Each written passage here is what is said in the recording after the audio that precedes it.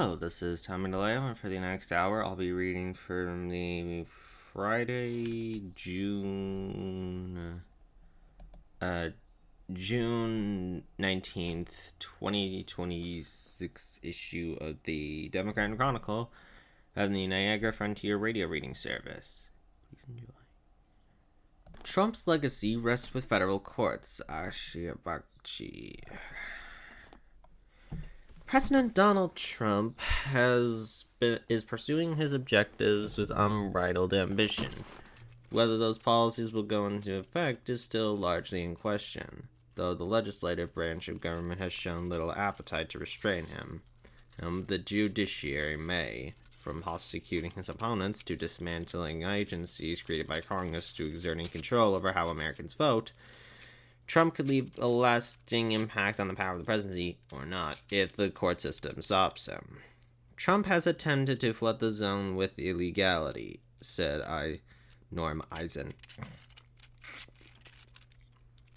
a former Obama White House ethics lawyer who co-founded the Democracy Defenders Fund. Co-founded the Democracy Defenders Fund, which is involved in many prominent cases against the Trump administration.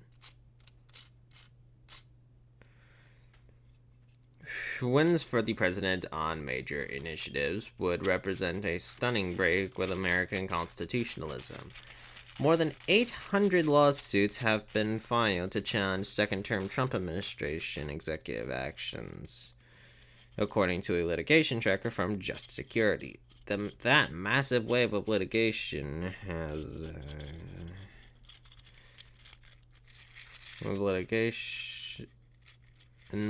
mirrors the flurry of executive actions Trump has undertaken, and sometimes crossing widely legal boundaries and on issues such as citizenship and federal worker job protections.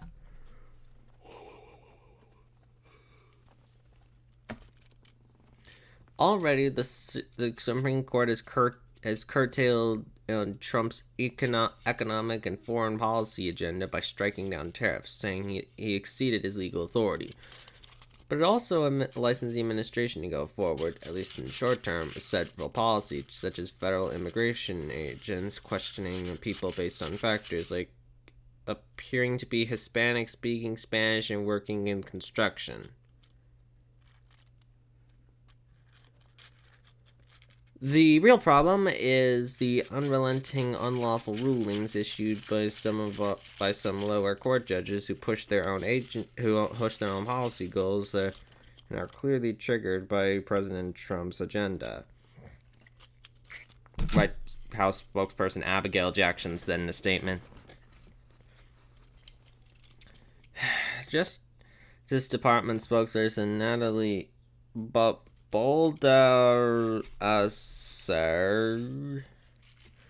touted the DOJ's record in prosecuting criminal activity, including by drug cartel leaders, and highlighted that the DOJ has already persuaded the Supreme Court to take emergency actions that benefited the current Trump administration about 24 times. Here's a look of legal changes that will shape Trump's legacy. Ending birthright citizenship. For many decades, presidents and legal scholars have agreed that the Constitution grants citizenship to nearly all people born in the United States, including children of people in the country illegally. On his first day back in office, Trump issued an order for denying automatic citizenship to children born in the United States if their biological parents aren't authorized to be in the country or only have temporary authorization. The Supreme Court is expected to rule shortly on whether the Constitution's language on citizenship is to people born in the United States and subject to the jurisdiction thereof includes those children. The White House ballroom. Trump had the White House's historic East Wing demolished to make room for a 90,000 square foot ballroom. The National Trust for Historic Preservation accused the administration of violating federal law that gives Congress control over federal property and not abiding by requirements for environmental review, planning approvals, and consultation with oversight bodies.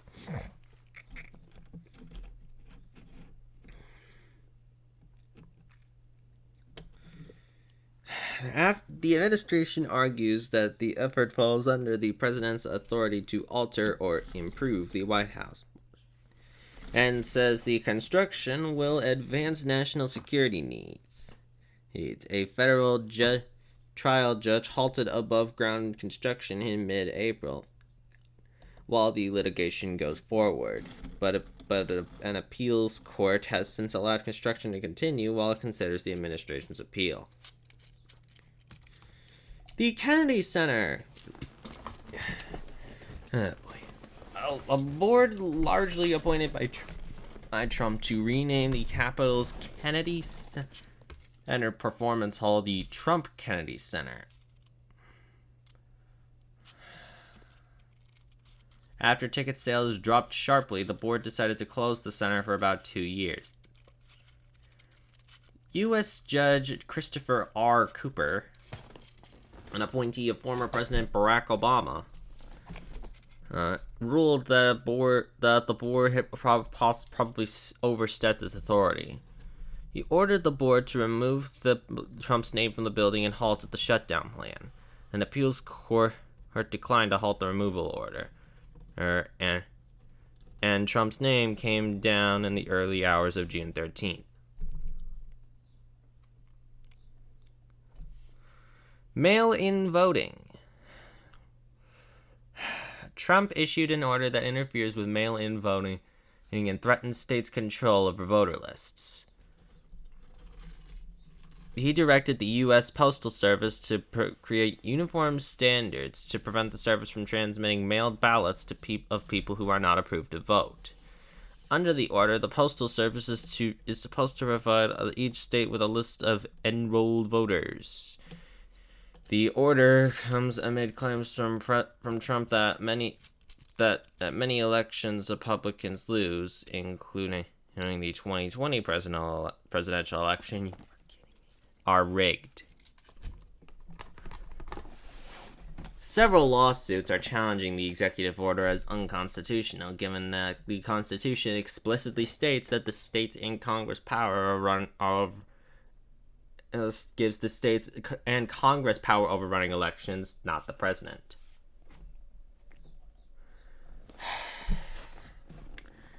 Firing federal workers. The Trump administration has conducted large-scale layoffs of several federal workers and dismantled some parts of government entirely, such as the U.S. Agency for International Development. Labor unions, nonprofits, and individual workers brought dozens of lawsuits challenging efforts to fire workers or strip them of job protections.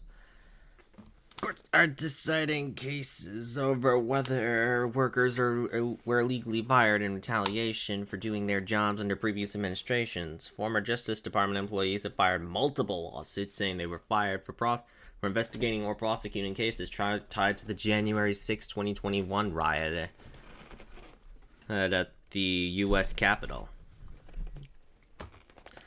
The Trump administration has also faced multiple lawsuits for dismantling USAID, or USAID. Sorry. In a set of cases that were grouped together, Judge Carl J. Nichols,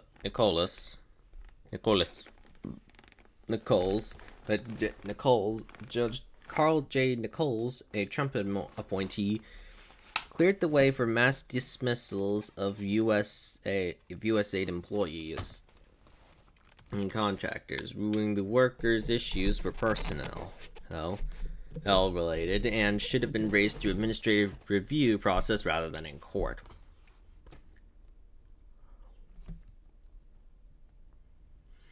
In addition, the Supreme Court is deciding whether Trump has the power to fire Federal Reserve Board Governor Lisa Cook.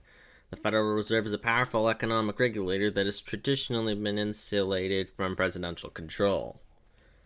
H-1B visa free. Oh, God.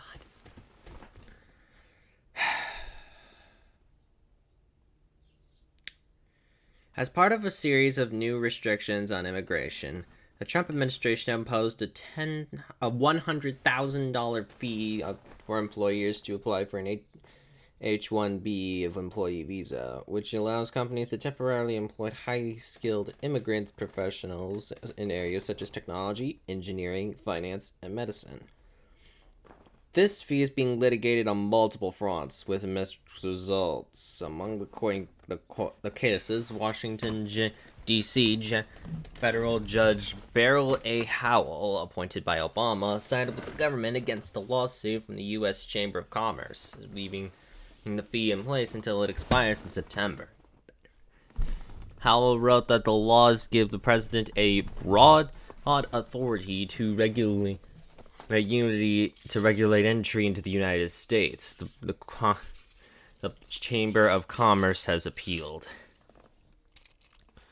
But on another Obama appointee, Massachusetts federal Leo T. Sorokin ruled in a lawsuit brought by Democratic state attorneys general that the fee improperly usurped Congress's constitutional power to impose taxes, and that the Trump administration ran afoul of requirements to provide notice and response to public comments ahead of new regulations.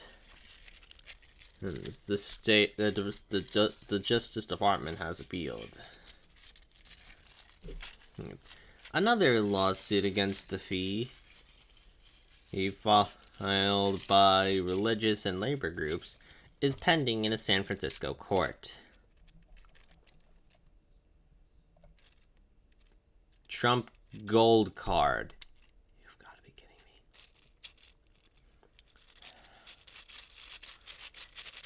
Okay. The $1 million Trump card allows foreign nationals permanent residency and a pathway to U.S. citizenship. Opponents say it's an effort to sell citizenship. The American Association of University Professors Labor Union challenged this card, saying that it will slow the application process for highly skilled visa applicants who can't or won't pay the fee, and that the Trump administration didn't have authority to create it without Congress. The DOJ has asked the court to dismiss the lawsuit, mainly arguing that the association hasn't suffered a sufficient injury to be allowed to sue. SNAP benefits! Okay, god damn it.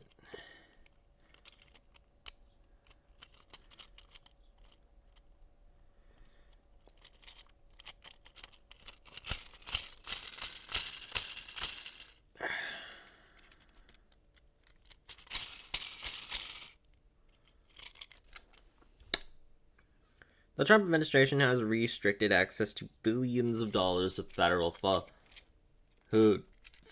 funding, including for the Supplemental Nutrition Assistance Program, commonly called food stamps, or SNAP, which helps about 39 million Americans buy groceries. The American administration says has the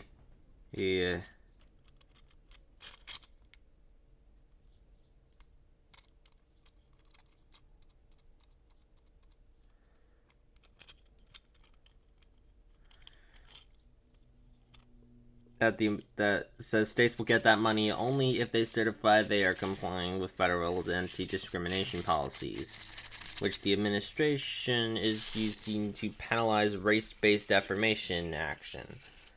U.S. Judge Myung J. Jung, an appointee of President Joe Biden, could block those conditions for now, ruling Democratic state authorities or attorney generals were likely to succeed in proving they were unlawful. The DOJ has disputed those claims, arguing that the question isn't a right for court to rule on because the government hasn't yet applied the conditions to a federal state agreement. You are listening to a reading of articles and features from the Democrat Chronicle and the Niagara Frontier Radio Reading Service. St. Paul Boulevard Firehouse wins approval. KR waiver. Rochester Democrat Chronicle, USA Today Network. Okay, inside 4A. Spencerport or school budget gets voters okay on the second try. Holly trustee results. Election results.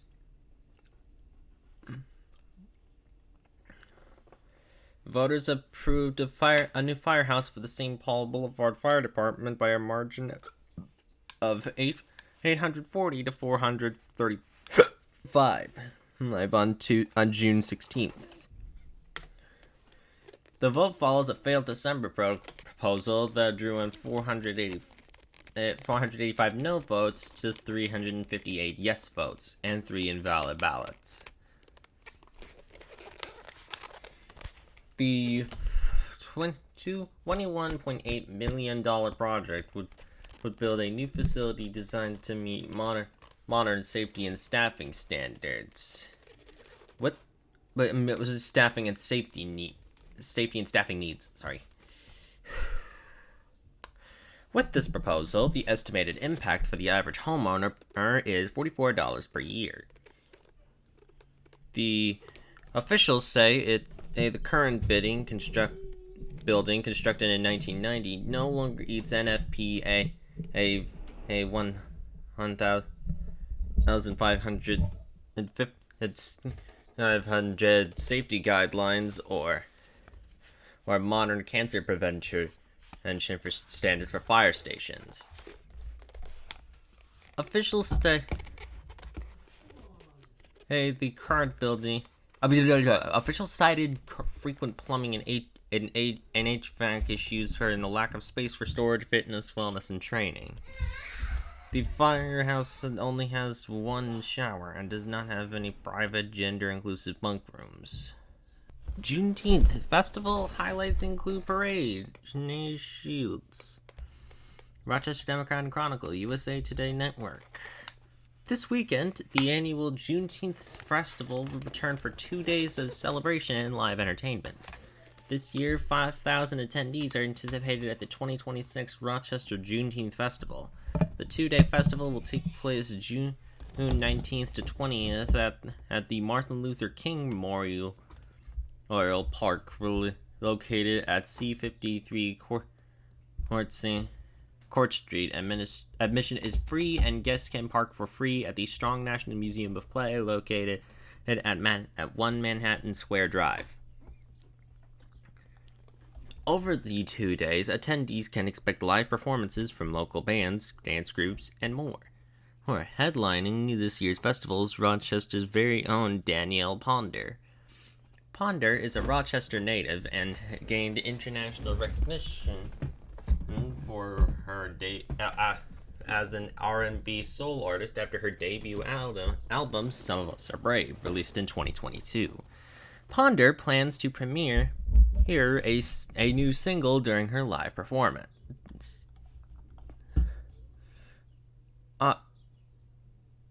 Local artist Senosh from the ROC will return to the festival stage as headlining performer on June 19th. Festival goers can also expect over 75 vendors offering food, resources, and more. Attendees will also have a chance to win a live painting by local artist David Haygood and receive $5 vouchers to the on-site Food Link curbside market for getting their blood pressure checked at the aid station. Vouchers will be available for a limited quantity. Attendees are advised to bring lawn chairs. Festival organizers also have announced a new clear bag policy at all entry points to improve safety and efficiency for entry. Fair. Alright, here's a full itinerary for the festival. June 19th, festivals will take place from noon to 5 p.m. Elder Circle, education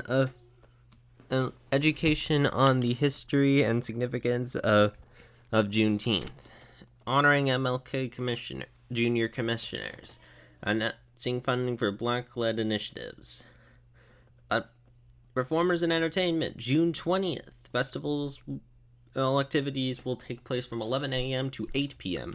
Rock climbing, a bounce house, face painting, haircuts, local food, and vendors will be available for guests. 11 a.m. Freedom Parade begins. Lineup starts at 10 a.m. Noon to 8 p.m. Festival and performances featuring Danielle Ponder. Parade route. The parade will line up on Main Street between North Plymouth Avenue and State Street. The parade begins at State Street. The parade route will go up Main Street to East Avenue, turn right on East Avenue, taking East Avenue to Chestnut Street, and making a right on Chestnut Street. The route ends at Martin Luther King Jr. Park. Scott is banned for pot users. Maureen Grope. USA Today. Washington. The Supreme Court said on June 19th that a Texan man's regular use of marijuana is not a good enough reason to criminally charge him for owning a gun. A decision that weakens the federal law aimed at keeping firearms out of the hands of dangerous people while strengthening gun owners' Second Amendment right to bear arms. It's a felony under the Gun Control Act of 1968 for anyone who is an unlawful user of or medicated to any controlled substance to have a gun.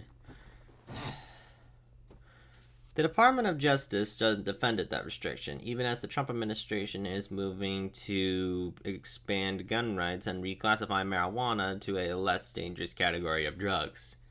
Cannabis is legal in some form in the majority of states. But the government argued that barring a regular pot smoker from having a gun is permissible under the Constitution because the restriction lifts as soon as someone stops using drugs.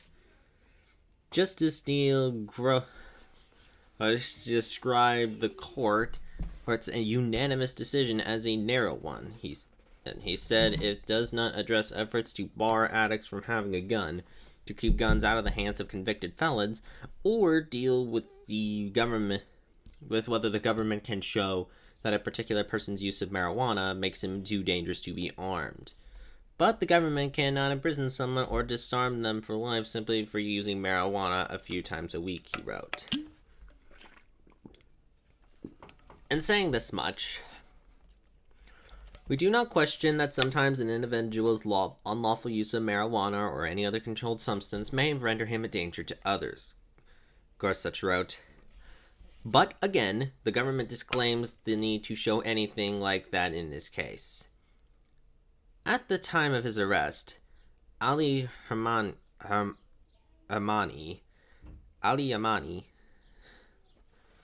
a dual citizen of the United States and Pakistan, was being monitored by the FBI because of his alleged connection to Iran's Parliamentary Revolutionary Guard, a paramilitary Revolutionary Guard. The government has designated the group as a global terrorist group. During a 2022 search of his Texas home, Hamani told the agency he had a Glock 9mm pistol and that he also used marijuana about every other day. Although the government tried to detain Hamani on more serious allegations of criminal activity, he was charged only with having a gun while being an unlawful user of marijuana. Violating that law is punishable by up to 15 years in prison. The New Orleans-based 5th U.S. Circuit Court of Appeals said the gun ban can't be applied to Hamani because of the Supreme Court's 2022 ruling that gun laws must be consistent with this nation's historical tradition of firearm regulation. While history and tradition support some limits on a presently intoxicated person's right to carry a weapon, the appeals court said, they do not support disarming a sober person based solely on their past substance use. Asking the court to overturn that decision, and the DOJ argued that laws existing at the time the country was founded restricted rights of habitual drinkers even when they were sober. Aaron Murphy, the attorney representing Hamani, countered that the whole point of the historical laws was to distinguish drinkers between drinkers and drunkards.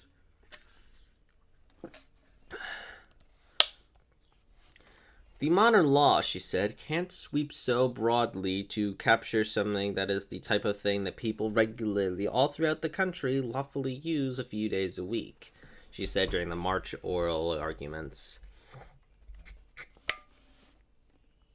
And most states, the president may have made that judgment that this is not so categorically addictive or dangerous that no one can use it safely, Murphy said about marijuana. Gorsuch wrote that the historical laws of government cited targeted different kinds of people that did so for many purposes and operated in different ways. Had habitual drunkard laws applied to those who simply drank regularly, he said, many notable early Americans could have faced trouble. John Adams, Gorsuch wrote, drank a tankard of hard cider for breakfast. Thomas Jefferson enjoyed 3 or 4 glasses of wine at dinner. And the fact that the federal government has contributed to the decriminalization of marijuana, he said, leaves it awkwardly positioned to suggest that millions of Americans who now regularly use marijuana are categorically and unusually dangerous.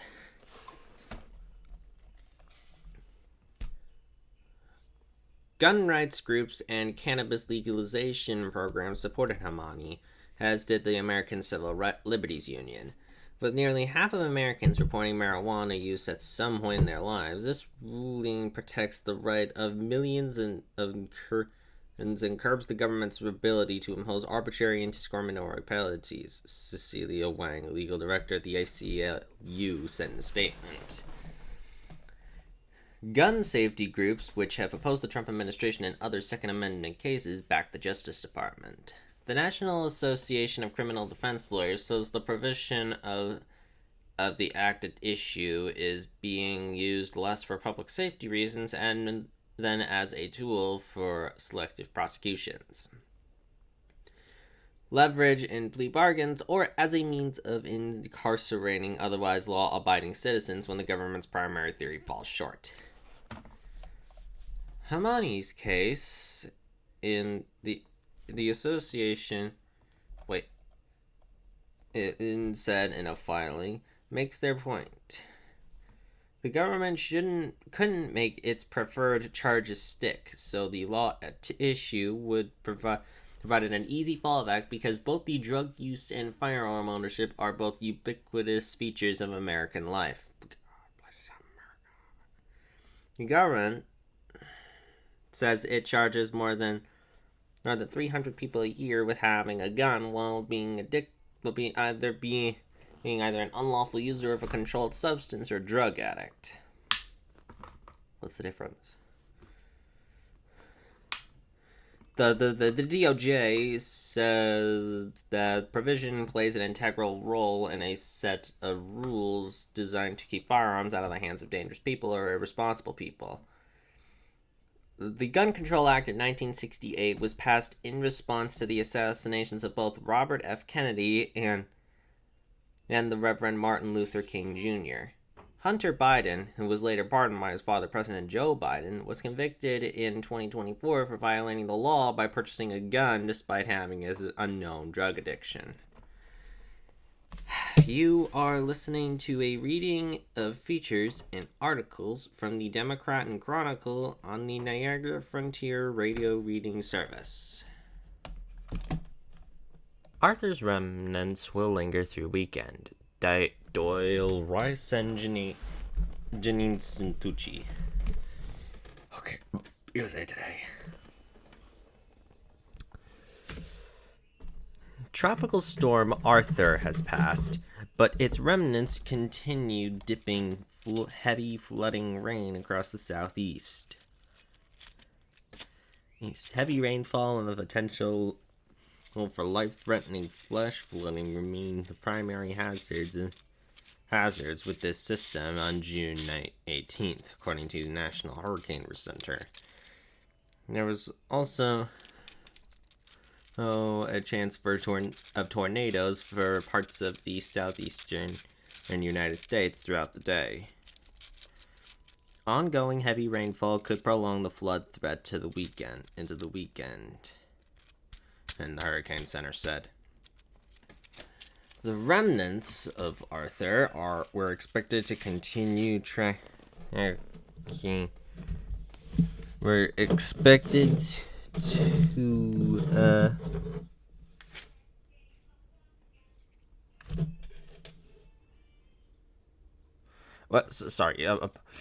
we're expected to continue tracking farther eastward through the southeast in the morning of June 19th.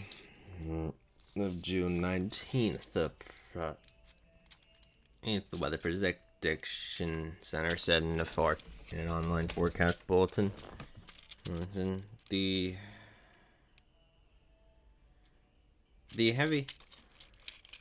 system's impacts will be felt for the next couple of days in the form of an ongoing heavy flooding rain. The Hurricane Center said flash flooding and urban flooding were more likely in southern Louisiana, southern Mississippi, southern Alabama, southwestern Georgia, and the Florida Panhandle. WPLG TV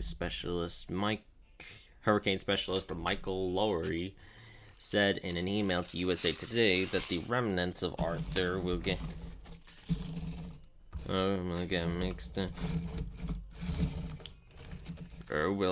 mixed up with an advancing cold front as its remaining circulation zips eastward through Georgia and the Carolinas into the western Atlantic.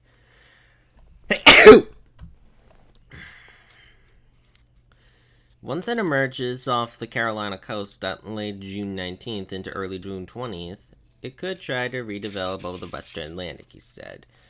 Remnants of Arthur, now considered a disturbance, had a low chance of subtropical or tropical redevelopment, the Hurricane Center said. Environmental conditions appear to marginally conducive for some development as the remnants in the storm head northeastward and head toward the Atlantic Ocean, the Hurricane Center said.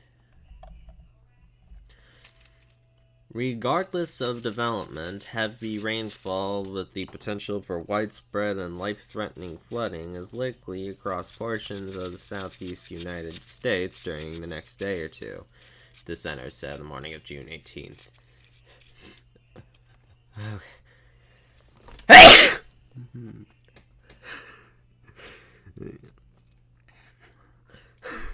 Looking further ahead, Lowry said the Atlantic Basin looks to settle down in the last 2 weeks of June, with no development expected elsewhere, at least into the middle to latter part of next week. DOJ shows New York and firm claims Medicaid fraud. Chris McKenna, New York State team, USA Today. The Trump administration is suing New York and a contractor that runs a big Medicaid funded home care program for the state, alleging the company is improperly keeping part of the care payments as part of a fraud scheme. Public partnerships, LLC, started work last year as overseer of $11 billion a year in payments to those caring for more than 200,000 people with disabilities and other homebound New Yorkers. The new federal case alleges the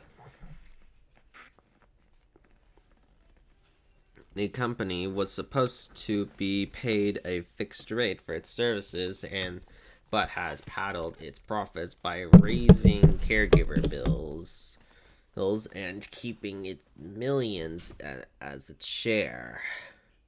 New York's failure to police a favored vendor that unlawfully siphoned millions of dollars of Medicaid funding is egregious and betrays the public trust, Brett Schmate says, an assistant a U.S. Attorney General for Justice Department's Civil Division said in an announcement announcing the case on Tuesday, June 16th. The case also alleges that a Georgia-based company was chosen through a sham bid process and took them too long to start managing the Consumer-Directed Personal Assistance Program, or CADAP. Public Partnerships LLC was hired to replace hundreds of agents that had filed as fiscal intermediaries to get payments to caregivers.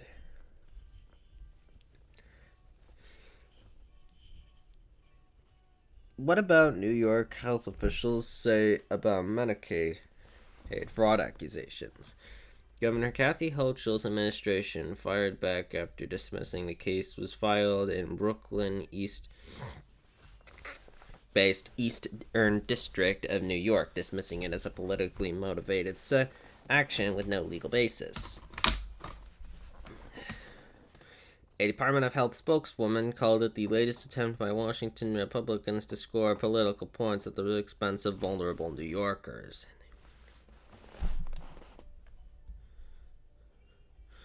We look forward to the day these disingenuous attacks can stop, and our partners in Washington can look to New York as a model for how to improve control costs and root out abuses while preserving and improving quality of care, spokeswoman Candace Aquaviva said. Okay, Public Partnerships disputes the lawsuit's claims, stating in a statement that it was chosen through a transparent, competitive process.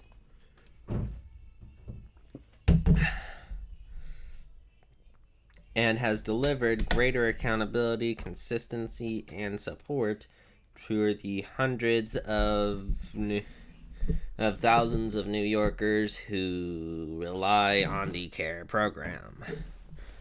We are proud of what we have achieved with the state of New York and stand by our performance. A spokesperson said. Flap over shift and oversight of CDP EAP payments.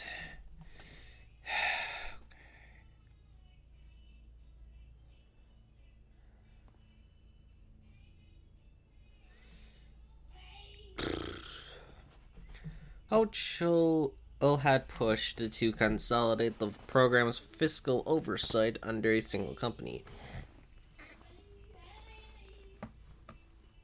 arguing that it would save the state money and help prevent help it prevent wasteful or fraudulent billing. She has since touted the first results of the transition, saying the state saved $1 billion in the first year since public partnerships took over. But the replacement of hundreds of local companies that managed the payments were controversial. Opponents hammered hotel and TV ads, and the choice of public partnerships set off criticism that it had gotten favored treatment. Some of the companies waged and lost a federal court case to stop the transition.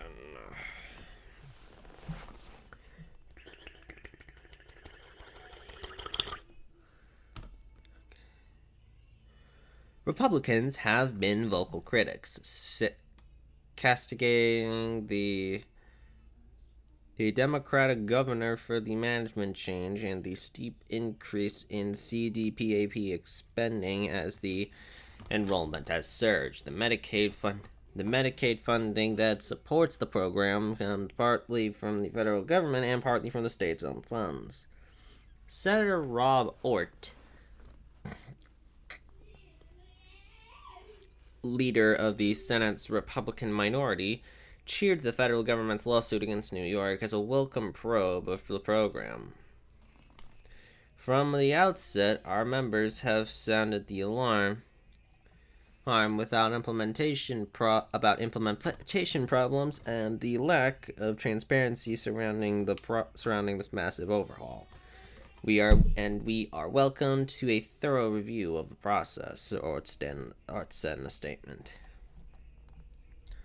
Rep. Mike Lawler, a Rockland County Republican who has made past changes of bid rigging, and called the lawsuit a damning indictment of the cronyism and incompetence of the Hochul administration in a statement. He demanded to know why the state passed over companies and other public partnerships. The Department of Health spokesperson argues the state has already been vindicated on that issue, saying the courts concluded it a fair and legally sound competitive bidding process. The fact of the matter is that this administration saved CDPAP from a fiscal crisis by removing hundreds of wasteful administrative middlemen, spokeswoman Handon Aquavia said. And in the process, we reduced costs for state and federal taxpayers while protecting home care for those who need it. Pop Farm receives 72 cats and 2 dogs from Wachili home. Kyla Kane. McCann or Kane, whatever.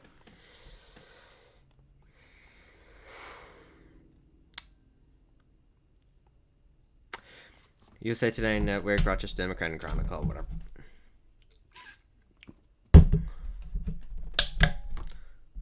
Right. More than 70 animals are now in the care of Lollipop Farm, the Humane Society of Greater Rochester. After they were removed from a Chile home June 16th, following reports of possible neglect and cruelty.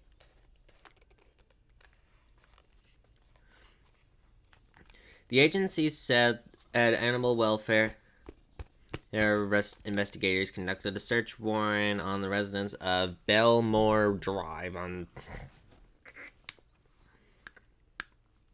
June 16th and removed 72 cats and 2 dogs from the home to protect their health and well-being. The animals were being transported to Lollipop Farm for veterinary evaluations and ongoing care. Reno Domenico, the company's vice president for humane law enforcement, said cases involving large numbers of animals are among the most challenging to coordinate. Lollipop Farm serves as the region's only humane law enforcement agency,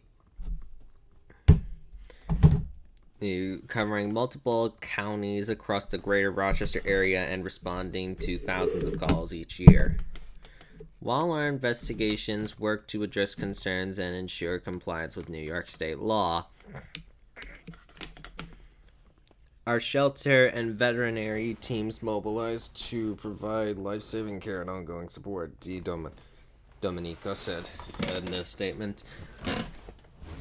We can remain committed to helping them begin the path toward recovery. An investigation is ongoing and no charges were immediately announced. What is closed for Juneteenth? Victoria E. Frelly, New York Connect Team, USA Today Network. The nation's newest federal holiday, Juneteenth, lands on a Friday this year, creating a 3-day holiday weekend mid-month. Here's everything you need to know about the holiday, including what day it takes place, what will be closed, and why we celebrate. Juneteenth always falls on June 19th. Excuse me. The holiday is on a Friday this year. Today. Closed offices. More. Like most federal holidays, expect your local banks and credit unions to be closed in observance of Juneteenth. Plan ahead if you will need anything from your bank on June 19th. All non-essential federal, state, and and city government offices will be closed on Friday, June 19th, for the holiday. Government closures would include high traffic spots such as the Monroe County Department of Motor Vehicles and the Monroe County Clerk's Office.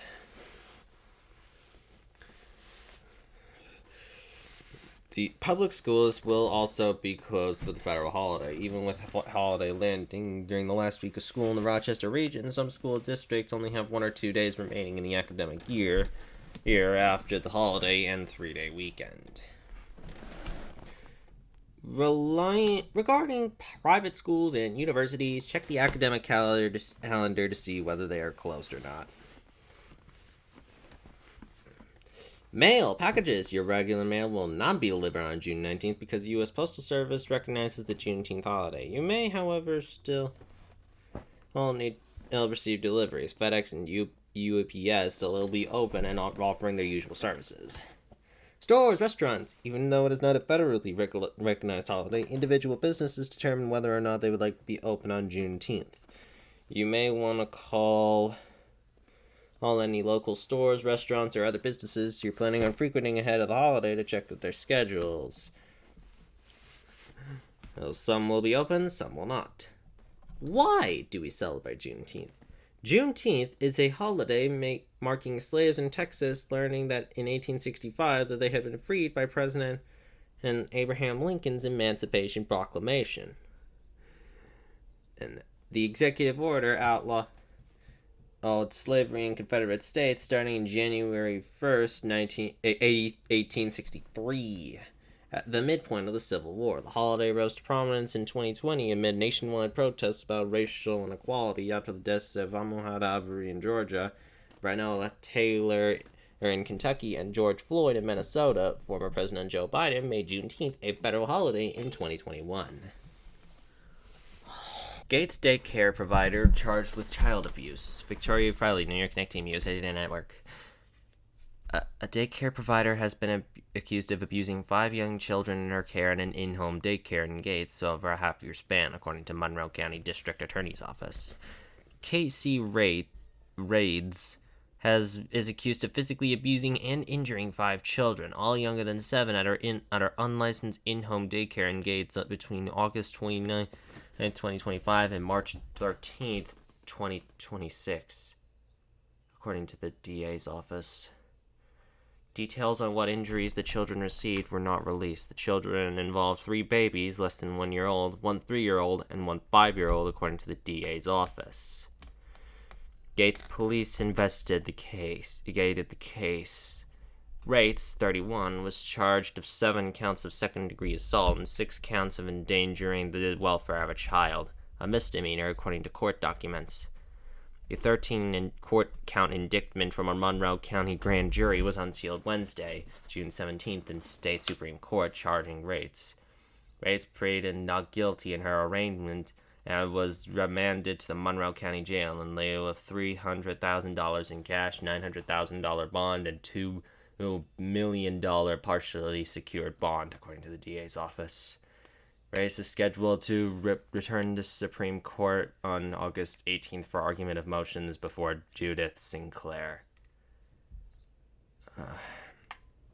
You have been listening to a reading of articles and features from the Friday, June 10th issue of the Democrat Chronicle on the Niagara Frontier Radio Reading Service. Your reader has been Tommy DeLeo, and thank you for listening.